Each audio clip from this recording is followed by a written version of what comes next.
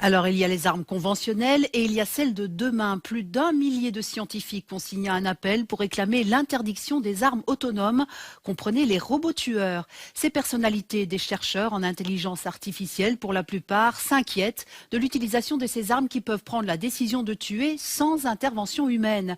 Et il ne s'agit pas de science-fiction. Plusieurs modèles de robots tueurs sont déjà opérationnels. Thomas Simon nous en dit plus.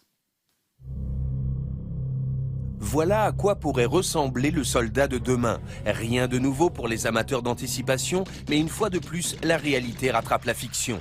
De nombreuses entreprises planchent sur des systèmes d'armement autonomes, des robots soldats.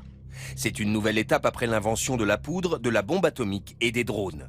Sauf que cette fois, on passe au niveau au-dessus et cela inquiète les scientifiques. Ils sont environ 1 millier à tirer la sonnette d'alarme dans une lettre ouverte. La différence entre les armes autonomes et les drones que nous avons vus en Irak et ailleurs, c'est qu'il n'y a pas d'humain dans le processus de décision. Derrière un drone, vous avez un soldat américain quelque part, parfois aux États-Unis, qui le guide avec un joystick, qui prend la décision de tuer quelqu'un ou pas.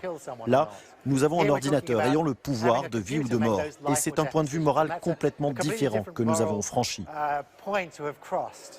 Ce que les scientifiques redoutent, c'est l'absence de toute inhibition pour tuer des gens, faire la guerre, exterminer des groupes ethniques ciblés. Les robots soldats censés remplacer à l'avenir les hommes sur le terrain sont dotés d'une intelligence artificielle qui leur permet de prendre des décisions de manière autonome. En revanche, ils n'ont aucune conscience morale et cela pourrait soulever des problèmes juridiques. C'est très intéressant de penser à la chose suivante. Qui va être responsable si cet armement tue une personne innocente? Il n'y a pas de cadre légal en place. Est-ce le fabricant? Le programmateur? Celui qui a mis la machine en marche? Il sera pourtant difficile d'interdire ce dispositif.